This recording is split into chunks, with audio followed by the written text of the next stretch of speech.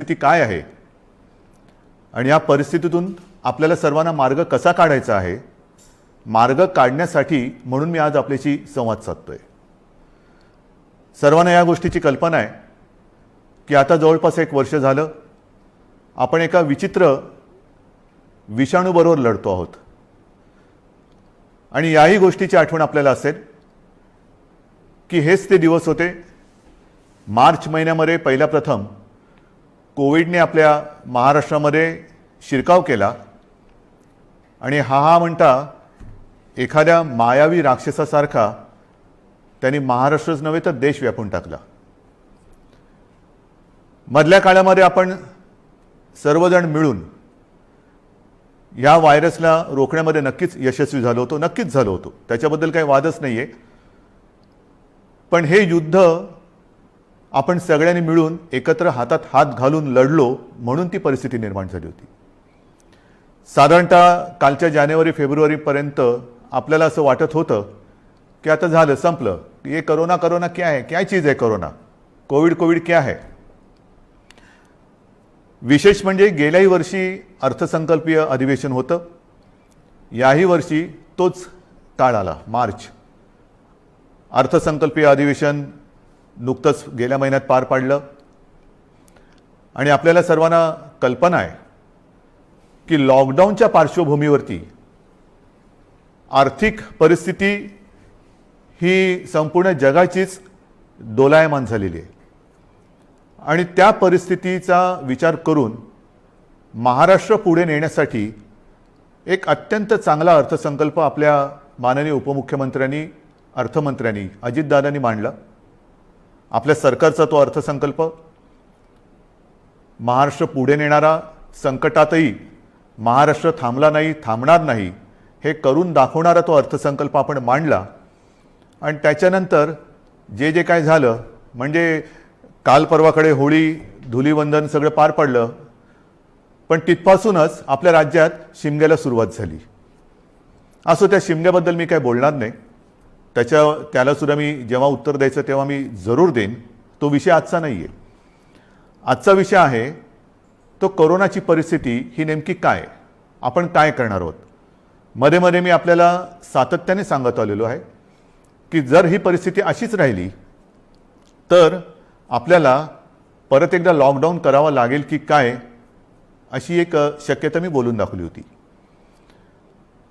ही शक्यता आजही पूर्णपणे टळलेली नाहीये।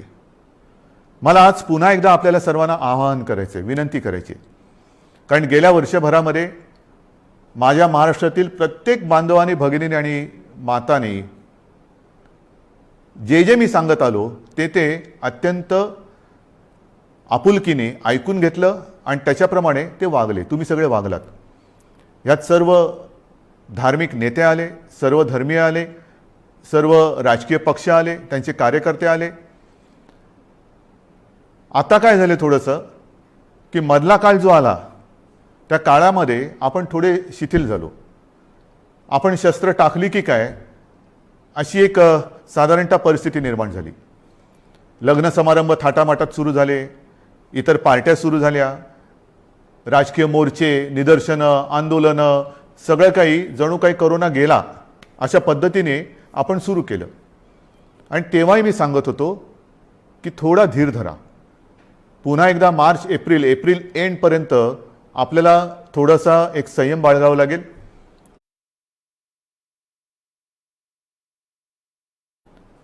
दुर्दैवाने जी भीती केवळ मीच नव्हे तर ह्या विषयातले जे तज्ज्ञ आहेत त्यांनी जी व्यक्त केली होती ती खरी ठरली। मार्चच्या आधीपासूनच आपल्या राज्यामध्ये पुन्हा एकदा कोरोना मोठ्या राक्षसापेक्षा, म्हणजे गेला राक्षस होता त्याच्या डबल टिबल दुप्पट तिपटीने अकराळ विकराळ रूप धारण करून आलेलं आहे। त्याच्यामध्येच विषाणूचा नवा अवतार, म्हणजे हे पण नवल आहे। आत्तापर्यंत आपण आपले विष्णूचे अवतार ऐकले होते, ज्याचे आपण पूजन करतो। ज्या ज्या वेळेला संकट आली त्या त्या वेळेला भगवान विष्णूंनी वेगवेगळे अवतार घेतले आणि आपल्याला वाचवलं। पण हा विषाणू जो आहे तो वेगवेगळे अवतार धारण करून आपल्याला संकटात टाकतोय आणि आपली परीक्षा बघतोय। पुन्हा एकदा तीच गरज आहे। आपल्याला सर्वांना धैर्याने सगळं धैर्य एकवटून लढण्याची गरज आहे. लॉकडाऊन करणार का हा प्रश्न अजूनही मी उत्तर देत नाही, पण साधारणतः आत्ताची परिस्थिती काय आहे ह्याची कल्पना आपल्याला देण्याची मला पुन्हा एकदा गरज वाटते. जेव्हा ही परिस्थिती निर्माण झाली, किंबहुना कोविडची साथ सुरू झाली, आपल्याला पूर्ण माहिती आहे आपल्या राज्यामध्ये फक्त 2च ह्या विषाणूंची चाचणी जिथे होऊ शकते अशा प्रयोगशाळा होत्या. एक मुंबईमध्ये कस्तुरबा आणि दुसरी पुण्याला NIVची. आज त्या 2च्या जवळपास आपण 500 पर्यंत चाचण्या करणाऱ्या संस्था किंबहुना लॅब्स तयार केलेल्या आहेत. मुंबईमध्ये सुद्धा आपण दर दिवशी साधारणतः 50,000 चाचण्या आज करतो आहोत. गेल्या काही दिवसात म्हणजे मला जी माहिती सगळी माझ्याकडे आलेली आहे त्याच्यात महाराष्ट्रामध्ये जी आपली क्षमता होती 75,000 चाचण्या दर दिवशी करण्याची, ती आपण वाढवून जवळपास 1,82,000 पर्यंत नेलेली आहे. 1,82,000 75,000 ते 1,82,000 इथपर्यंत आज आपण रोजच्या चाचण्या करतो. येत्या काही दिवसात ही संख्या आपल्याला 2.5 लाखावर न्यायची आहे. 2.5 लाख चाचण्या दर दिवशी महाराष्ट्रामध्ये लवकरात लवकर आपण करणार आहोत. आणि याही चाचण्या ते रॅपिड अँटीजेननी नाही, तर त्याचं जे प्रमाण आहे, केंद्राची जी काय मार्गदर्शक तत्व आहेत की साधारणतः 70% चाचण्या ह्या RT-PCR ह्या पद्धतीने झाल्या पाहिजेत. आता माझ्यापेक्षा सर्वांनाच माहिती झालेलं नेमकं RT-PCR म्हणजे काय, रॅट म्हणजे रॅपिड अँटीजेन टेस्ट म्हणजे काय. RT-PCRमध्ये अचूकताही अधिक असते, अधिक चांगली असते. म्हणून आपलाही आणि केंद्राचाही आग्रह तोच आहे की जेवढ्या चाचण्या आपण करतो त्याच्यात किमान 70% चाचण्या ह्या RT-PCR असायलाच पाहिजेत. आणि त्याच पद्धतीने आपला महाराष्ट्र जेव्हा 75,000च्या आसपास चाचण्या करत होता त्याही वेळा तेव्हा त्याच टक्क्यात RT-PCR करत होता. आज जवळपास 1,82,000 करतोय, त्याच्यातही 70% RT-PCR आहेत. उद्या 2.5 लाख झाल्यानंतर 3 लाख झाल्यानंतर सुद्धा आपण ह्या चाचण्या RT-PCRच अधिक ठेवणार आहोत. म्हणजेच काय की आपण कुठेही दर्जाची तडजोड करत नाही आहोत, अजिबात करत नाही आहोत आणि करणार नाही. एक तर पहिली गोष्ट अशी आहे की काहीही आपण लपवत नाही आणि लपवणार नाही. एक सुद्धा रुग्ण आपण लपवलेला नाही आणि लपवत नाही आहे. आणि म्हणून जी महाराष्ट्रातली जी परिस्थिती आहे ती सगळ्यांना जरी धक्कादायक वाटत असली तरी आपण सत्य काय आहे हे लोकांसमोर अगदी जसंच्या तसं ठेवतो आहोत. मग काही जण मला म्हणतात की इतर राज्यांमध्ये बघा, बिहारमध्ये निवडणुका झाल्या, बंगालमध्ये चालू आहेत, आणखीन इकडे झालं, आणखीन तिकडे झालं, मग तिकडे वाढ नाही, तुमच्याकडे का. मला त्याच्याबद्दल बोलायचं नाही आहे, अजिबात बोलायचं नाही आहे. मला माझा महाराष्ट्र प्यारा आहे, मला माझी जनता ही प्यारी आहे.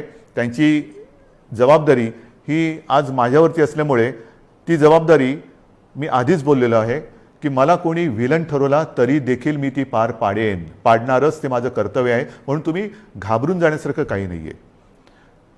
पण जशी ही टेस्टची संख्या मी तुम्हाला सांगितली त्याचप्रमाणे आपल्याकडे कोविड येण्याच्या आधी जेवढे काही बेड संपूर्ण महाराष्ट्रामध्ये होते त्याची संख्या काही हजारामध्ये होती, म्हणजे 10,000 सुद्धा नसेल कदाचित. कारण आधी आपण कधी कल्पनाच केली नव्हती की असं काहीतरी आकस्मिक संकट येईल आणि आपली त्रेधा तिरपीट उडेल. गेल्या मार्च महिन्यात तुम्हाला आठवतंय बेड्स मिळत नव्हते, हॉस्पिटल्स मिळत नव्हते, उपचार मिळत नव्हते. मग सगळे हॉस्पिटल्स ओव्हरफ्लो व्हायला लागली होती, ॲम्ब्युलन्स मिळत नव्हते. ह्या सगळ्या गोष्टी लक्षात घेतल्यानंतर आपण बेड्सची संख्या वाढवायला लागलो. महाराष्ट्र हे देशातलं पहिलं कदाचित एकमेव राज्य असेल की ज्याने अगदी फील्ड हॉस्पिटल्स उभारली लष्कराच्या धर्तीवरती. जसं लष्कर काम करतं तसं आपल्या महाराष्ट्राच्या यंत्रणेने काम केलं, आजही करते. जम्बो कोविड केअर सेंटर्स उभारली आणि काही हजारात म्हणजे 8-10 हजार ज्या काही रुग्णशय्या होत्या त्याची संख्या आपण जवळपास 4.25 लाखापर्यंत नेली, सगळ्या काही मिळून. म्हणजे त्याच्यामध्ये इतर कोविडशिवाय असलेले beds, oxygen beds, ICU beds, विलगीकरणाचे बेड्स, डायलिसिसचे बेड्स असे मिळून साधारणतः 4.25 लाखापर्यंत ही सुविधा आपण वाढवली. ही मोठी आपली एक अचिव्हमेंट होती. आणि तेव्हाही मी म्हटलं होतं की लॉकडाऊनचा उपयोग हा संसर्ग थांबवण्यासाठी आहे आणि त्याच वेळेला आपल्या आरोग्य सुविधा वाढवण्यासाठी आहे. मग आता एवढीही रुग्णशय्या वाढवल्यानंतरही मी परत तुमच्याशी का काळजीने बोलतोय ह्याचं कारण आजचं चित्र मी तुम्हाला सांगतोय. पहिली गोष्ट अशी की साधारणतः रुग्ण वाढ ही किती होते, किती झपाट्याने होते त्याची थोडीशी मी तुम्हाला कल्पना देतो. आपल्याला माहिती आहे की जानेवारीच्या शेवटाला आणि फेब्रुवारीच्या सुरुवातीला फक्त मुंबईपुरतं बोलायचं झालं तर मुंबईमध्ये 300-350 रुग्ण हे दर दिवशी आपल्याला सापडत होते. आज ती संख्या 8,500वरती गेलेली एका महिन्याच्या कालावधीत. ही फक्त मुंबईची परिस्थिती आहे. महाराष्ट्राची परिस्थिती बघितली तर 17 सप्टेंबर 2020 म्हणजे तेव्हा जरा सगळं जास्त होतं, तेव्हा 3 लाख सक्रिय रुग्ण होते. 1 एप्रिलला आणखीन त्याच्यामध्ये भर पडलेली आहे. 17 सप्टेंबरला साधारणतः 31,000 मृत्यू झाले होते, 31,351. आता 54,900च्या आसपास झालेले आहेत. त्यावेळेला एका दिवशी आढळलेले रुग्ण हे 24,619 होते 17 सप्टेंबरला. आता 1 एप्रिलला एका दिवशी साधारणतः 43,183 रुग्ण आढळलेले आहेत. आज 2 तारीख, आज कदाचित 45,000चा आकडा आपण गाठू किंवा पार करू. कोणत्या दिशेने चाललेलो होतो आपण बघा. आणि याच वेगाने जर का ही रुग्णवाढ होत राहिली तर मी जे तुम्हाला सांगितलं त्याच्यात मी बेड्सची तुम्हाला कल्पना देतो. साधारणतः विलगीकरणच्या ज्या बेड्स आहेत त्या 2,20,000 आहेत महाराष्ट्रामध्ये. आत्ताच त्या 1,37,549 भरलेले आहेत, म्हणजे 62% हे बेड्स भरले गेलेत. आयसीयूचे बेड्स हे 20,519 आहेत, ते जवळपास 48% आज भरलेले आहेत. ऑक्सिजनचे बेड्स आहेत ते सुद्धा 62,000च्या आसपास आहेत, ते 25%च्या आसपास आज भरलेले आहेत. व्हेंटिलेटर्स 9,347 ते पण 25% जवळपास आज वापरात आहेत. ही परिस्थिती फार चिंताजनक आहे आणि म्हणून मी आज आपल्याशी संवाद साधायला आलो की ही परिस्थिती अशीच राहिली तर आणखीन 15-20 दिवसामध्ये आपल्याला ह्या सगळ्या सुविधा ज्या आहेत त्या अपुऱ्या पडायला लागतील. मग काही जण म्हणतील सुविधा वाढवत का नाही? वाढवतो ना. मी आदेश दिलेले आहेत की जिथे जिथे आवश्यक आहे आवश्यकतेनुसार या सुविधा वाढवा. पण सुविधा वाढवणं म्हणजे काय करणं? बेड्स वाढवणं आलं, व्हेंटिलेटर्स मिळतील, ऑक्सिजनचा साठा सुद्धा आज आपल्याकडे फार मर्यादित आहे, तोही वाढवण्याचा आपला प्रयत्न सुरू आहे. औषधांचा साठा आपण घेऊ शकतो, परंतु बेड्स वाढले, व्हेंटिलेटर्स वाढले, आयसीयूचे बेड्स वाढले तरी डॉक्टर्स कसे वाढणार, नर्सेस कशा वाढणार, आरोग्य कर्मचारी कुठून आणायचे? हा विचार फार महत्त्वाचा आहे आणि इकडेच खरा चिंतेचा विषय आहे. गेले वर्षभर ही संपूर्ण आपली यंत्रणा, मग त्याच्यात डॉक्टर्स आहेत, नर्सेस आहेत, आरोग्य कर्मचारी आहेत, पोलीस आहेत, आशा अंगणवाडी सेविका आहेत, महसूल यंत्रणेचे काही कर्मचारी आहेत, यांच्यापैकी बऱ्याच जणांना कोविडने गाठलेलं आहे.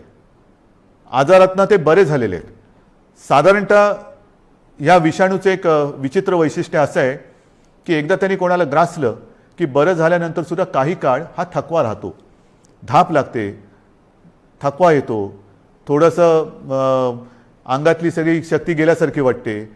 मग डॉक्टर सांगतात आता तुम्ही निगेटिव्ह झालेला आहात परंतु आराम करा. पण ही जी यंत्रणा आहे ती यंत्रणा आपल्यासारखीच माणसांची आहेत, आपल्यासारखीच रक्तामासाची हाडाची ही आपली माणसं आहेत, आपलेच बांधव आहेत, आपल्याच भगिनी आहेत. हे डॉक्टर्स असतील सगळेच ते आजारी पडले आणि पडल्यानंतर निगेटिव्ह आल्यानंतर दुसऱ्या तिसऱ्या दिवशी पुन्हा एकदा आपल्या सेवेसाठी कोरोनाच्या गुहेत घुसत आहेत. मग त्यांच्याशी आपण कसं वागलं पाहिजे? आज सुद्धा आपण जी काय आपली यंत्रणा राबते आपल्यासाठी, टेस्टिंग आहे, टेस्टिंग वाढवतोय, पण टेस्टिंग करण्यासाठी घराघरात जाऊन आपल्याच भगिनी आहेत, आपलेच बांधव आहेत, 2-2, 4-4, 5-5 माळ्याच्या इमारती असतील, लिफ्ट नसेल तरी सुद्धा ते चढ उतार करतात रोज न थकता. मग थकले तरी थांबत नाहीयेत. त्यांना आपण काहीतरी दिलासा देणार आहोत की नाही? एकूण हे जे काय सगळे चित्र आहे, बोलणारे सगळे बोलतात की आपण हे केलं पाहिजे, आपण ते केलं पाहिजे, लसीकरण वाढवलं पाहिजे. वाढवतोय ना आपण.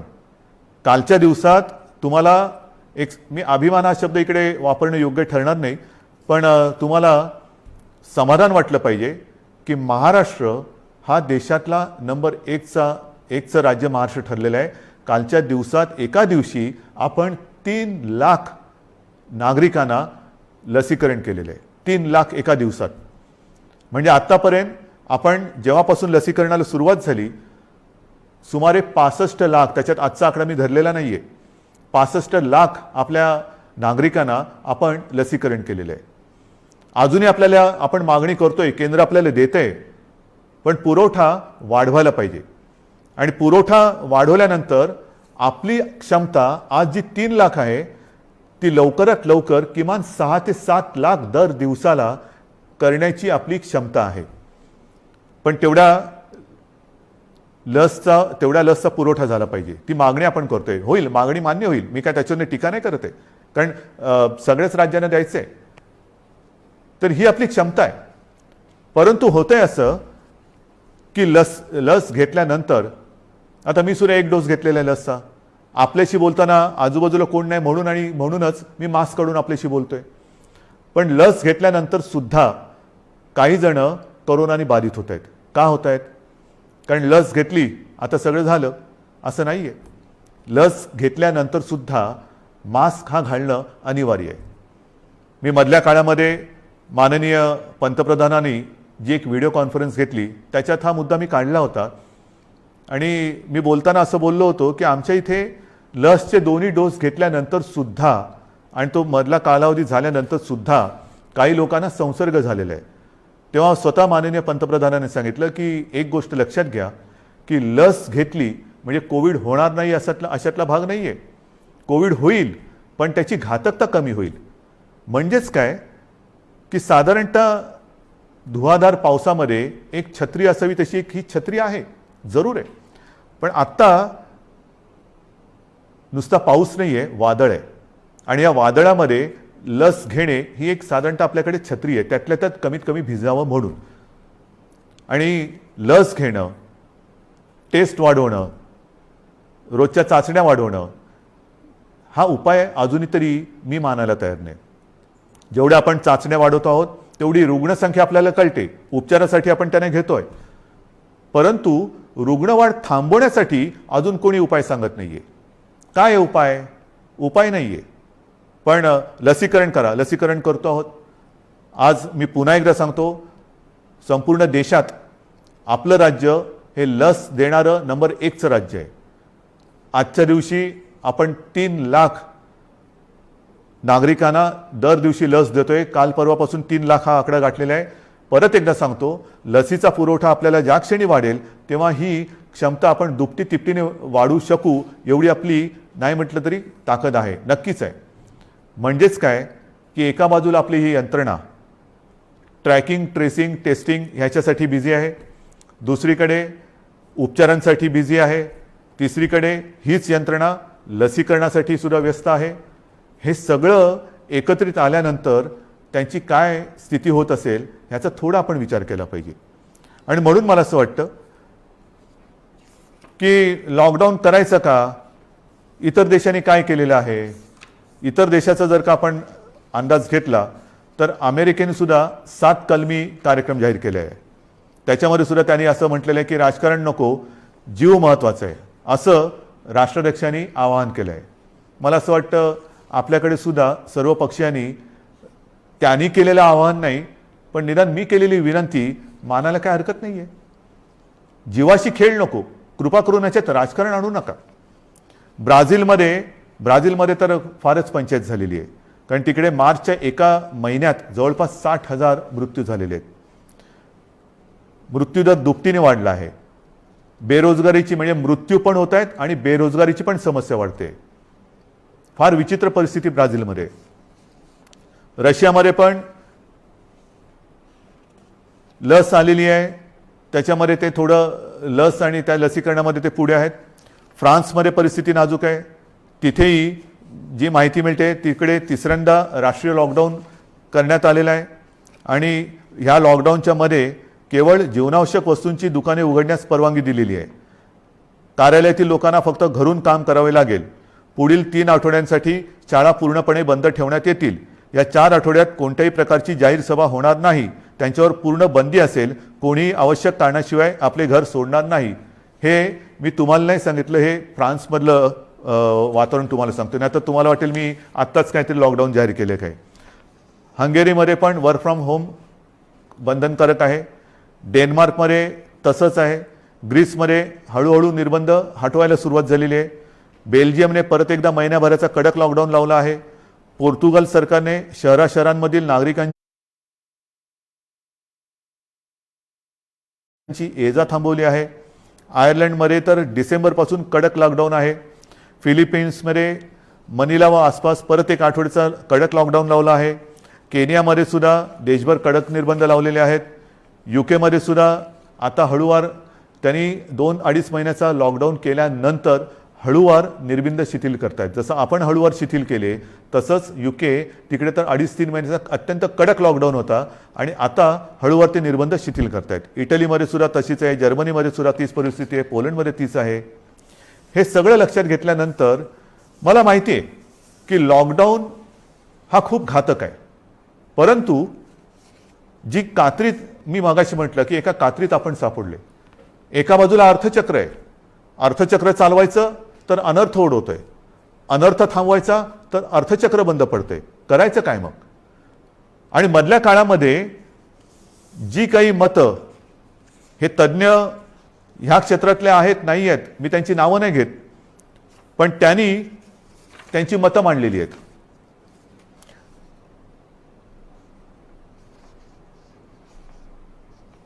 सर्वसामान्यांना त्रास होईल अशी लॉकडाऊनची भूमिका, मी पक्षाचं नाव घेत नाही कारण मला राजकारण आणायचं नाही, आम्ही खपवून घेणार नाही. तुम्हाला आलेला झटका म्हणजे नियम नको. महाराष्ट्रामध्ये कोरोनाचं नाटक पुन्हा सुरू झालेलं आहे. कोरोनाच्या संसर्गाला लॉकडाऊन हा पर्याय नाही. आम्ही लॉकडाऊनला जोरदार विरोध करू, रस्त्यावरती उतरू. हिटलरसारखं वागू नका. सर्वसामान्य जनतेला लॉकडाऊन परवडणारा नाही. जनता आधीच लॉकडाऊनला कंटाळली आहे. त्यामुळे राज्यात लॉकडाऊन लावणे हा पर्याय नव्हे. लॉकडाऊन हा अंतिम पर्याय होऊ शकत नाही. लॉकडाऊन लावायचं असेल तर आधी रोजगाराचे पैसे 5,000 रुपये का काय ते थेट खात्यात जमा करा. एका उद्योगपतीने सांगितले की लॉकडाऊन लावण्याच्या ऐवजी आरोग्य सुविधा वाढवा. आता आरोग्य सुविधा मी तुम्हाला सांगितली काय परिस्थिती आहे. गेल्या वर्षभरात आपण एवढी आरोग्य सुविधा वाढवली, अजूनही वाढवतो आहे. पण मुद्दा असा येतो की हे जे काही आपल्याला सल्ले देत आहेत त्यांना मी सांगू इच्छितो हात जोडून, उद्योगपतींना सांगतो, म्हणजे त्या ज्यांनी सांगितले सगळ्या उद्योगपतींबद्दल नाही, की आरोग्य व्यवस्था वाढवतो मी, बेड्स वाढवतो, सगळं वाढवतो, पण कृपा करून रोज मला किमान 50 डॉक्टर्स, नर्सेस, आरोग्य कर्मचारी यांचा महाराष्ट्रभर पुरवठा होईल अशी काहीतरी सोय करा. कारण नुसतं फर्निचरचं दुकान म्हणजे आरोग्य सुविधा नाही आहेत. त्याच्यामध्ये व्हेंटिलेटर आल्यानंतर व्हेंटिलेटर वापरणारे सुद्धा तज्ज्ञ लागतात. ऑक्सिजन किती द्यायचा, किती प्रमाणात द्यायचा याच्यासाठी सुद्धा त्या विषयातला तज्ज्ञ लागतो. अगदी रेमडेसिवीर द्यायचं झालं तर ते कसं दिलं पाहिजे ते समजणारा डॉक्टर लागतो. ही तज्ज्ञ लोक आणि डॉक्टर्स ही कुठून आणायची. आणि ही परिस्थिती जर का बघितली तर मला तुमच्याकडनं हीच अपेक्षा आहे. जे सांगतायत की लॉकडाऊन केला तर आम्ही रस्त्यावरती उतरू, माझं म्हणणे जरूर उतरा, उतरलंच पाहिजे. पण ते लॉकडाऊनच्या विरोधात नाही, तर लॉकडाऊन होऊ नये म्हणून कोरोनाच्या विरुद्ध तुम्ही उतरा. या डॉक्टर्सना मदत करायला तुम्ही रस्त्यावरती उतरा. ज्या कुटुंबांमध्ये करते करविते ज्यांचा मृत्यू झालेला आहे त्या कुटुंबियांची जबाबदारी घेण्यासाठी रस्त्यावरती उतरा. ज्या कुटुंबांमध्ये सगळेच्या सगळे कोरोना बाधित झालेले आहेत त्यांची सेवा करण्यासाठी रस्त्यावरती उतरा. टेस्ट जे आपल्या या यंत्रणे जी करते आहे ट्रॅकिंग ट्रेसिंग त्यांना मदत करायला म्हणून रस्त्यावरती उतरा. नुसतं बोलायला ठीक आहे अमुक केलं तर आम्ही रस्त्यावरती उतरू, माझं म्हणणं तर उतराच, रस्त्यावरती उतरा. कारण आता आपल्याला ही लढाई तशीच लढावी लागणार आहे. हातात हात घालून ही लढाई लढावी लागणार आहे. अनेक ठिकाणी मी बघतोय सभा समारंभांना तुडुंब गर्दी होते, बाजारपेठा फुलून गेलेल्या आहेत. थोडंसं धीर धरा. अनेक जणांना असं वाटतंय हे मास्क का लावतोय तू. अरे मास्क न लावण्यामध्ये शौर्य काय शौर्य आहे. मी मास्क वगैरे वापरत नाही, मी मास्क वापरणार नाही, काय शूर आहेस. मास्क न वापरणं ह्याच्यात शूरता नाही. आणि मास्क लावणं त्याला लावायला लाजायची गरज नाही आहे. परत एकदा सांगतो की वॅक्सिन घेतल्यानंतर सुद्धा मास्क हा लावायलाच पाहिजे, अंतर ठेवलंच पाहिजे, हात धुत राहिलंच पाहिजे. आणि म्हणून काही कडक निर्बंध येत्या काही दिवसात आपल्याला लावावे लागतील. ते उद्या परवाकडे मी जाहीर करेन. विशेषतः शहरांमध्ये मी परत एकदा सांगतो, जिथे जिथे अनावश्यक गर्दी होते ही गर्दी आपल्याला टाळावीच लागेल. जी खाजगी कार्यालय आहेत त्या कार्यालयांना सुद्धा आपण प्रत्येकाला सूचना दिलेल्या आहेत. सूचनावलीच म्हणा ना, की लग्न समारंभात किती लोक पाहिजेत, ऑफिसमध्ये किती उपस्थिती पाहिजे, बसमधनं किती लोक गेले पाहिजे. आता ट्रेनमध्ये मी मुंबईमध्ये मी सांगेन की मी सांगितलं होतं की पीक अवर नॉन पीक अवर आता सगळं तुडुंब भरून चाललेलं आहे. रेस्टॉरंट्स भरून चाललेली आहेत. आता हे जर आपण थांबवलं नाही आणि परिस्थिती अशीच हाताबाहेर गेली आणि जसा ब्राझीलमध्ये दुर्दैवाने आता अशी परिस्थिती झालेली की लॉकडाऊन नाही आहे पण शुकशुकाट झालेलं आहे. म्हणजे रस्त्यावर फिरत असतील लोक पण रोजगार गेले आणि जीवही गेले. मग काय राहिलं? जीव वाचवायचा की रोजगार वाचवायचा? रोजगार आपल्याकडे आहेत, रोजगार परत मिळतील पण गेलेला जीव परत आणता येणार नाही. आणि म्हणून मी आपल्याला नम्रपणाने विनंती करतोय की येत्या काही दिवसांमध्ये 1-2 दिवसांमध्ये मी आणखीन काही जणांशी बोलतोय. काही त्याच्यात यातले तज्ज्ञ असतील, विविध राजकीय पक्ष आहेत, विविध मी पत्रकारांशी बोलेन. मला वेगळा काही उपाय असला तर पाहिजे. लॉकडाऊन हा उपाय नाही मान्य, पण मग ही संसर्गाची साखळी तोडायची कशी? लसीकरण वाढवतोच आहे पण लसीकरण देऊनही कोविड होत नाही अशातला भाग नाही. लसीकरण घेतल्यानंतर, लस घेतल्यानंतर सुद्धा कदाचित लस घेतलेल्याला कोविडचा त्रास कमी होईल पण तो दुसऱ्याला संसर्गित करू शकतो, हेही आता सिद्ध झालेलं आहे. मग करायचं काय? दुसरा उपाय असेल जरूर सांगा, पण त्याहीपेक्षा माझा विश्वास आपल्यावरती आहे. कारण तुम्हीच या युद्धातले खरे सैनिक आहात. हे युद्ध आपल्या सगळ्यांचं आहे. हे एकट्या दुकट्याचं युद्ध नाही आहे. ज्या गोष्टी मी तुम्हाला सांगितल्या आपण नाही पाळू शकत. कारण नसताना घराबाहेर पडू नका, नाही घरात थांबू शकत. अनावश्यक ठिकाणी गर्दी करू नका, गर्दी टाळू नाही शकत. गरज नसेल तर इकडे तिकडे फिरू नका, हे फिरणं टाळू नाही शकत. सार्वजनिक ठिकाणी फिरताना घराबाहेर पडल्यानंतर मास्क लावलाच पाहिजे, मास्क घालू नाही शकत. एकमेकात थोडं अंतर ठेवा, अंतर ठेवू नाही शकत. म्हणजे लॉकडाऊन आपण टाळू शकतोय पण टाळणं ही जिद्द, ज्या जिद्दीने तुम्ही पहिल्या लढलात त्या जिद्दीने पुन्हा जर का उतरलात तर आपल्याला, मी अजूनही म्हणतो आता थोडा काळ राहिलेला आहे. कारण परिस्थिती तुम्हाला मी सांगितले अशीच रुग्णवाढ होत राहिली तर 15-20 दिवसात हॉस्पिटल्स तुडुंब भरून जातील. काही काही जिल्ह्यामध्ये आत्ताच ही परिस्थिती आलेली आहे. ऑक्सिजन सुद्धा कमी पडू शकतोय, व्हेंटिलेटर सुद्धा कमी पडू शकतात. ही परिस्थिती आजही आपण स्वयंशिस्तीने टाळू शकतो. संसर्गाची लाट, कोरोनाला आपण रोखू शकतो. रोखण्याची जिद्द ही तुमच्यात आहे की नाही हा फार महत्त्वाचा प्रश्न आहे. सरकार लॉकडाऊन करणार की नाही यापेक्षा प्रत्येकाने ठरवलं पाहिजे की मी कोरोनाला हरवणार की नाही, मी कोरोनाला रोखणार की नाही. हे जर का तुम्ही प्रत्येकाने ठरवलं, होय मी रोखणारच. कारण आपण गेले वर्षभर माझे कुटुंब माझी जबाबदारी असेल, आता पुन्हा मी प्रत्येकाला सांगितले की मी जबाबदार, माझा मास्क माझी सुरक्षा. ह्या सगळ्या ज्या काही गोष्टी आहेत नवीन, ह्याच्यात काहीही नाही. जे पहिल्या दिवशी होतं ते आजही आहे.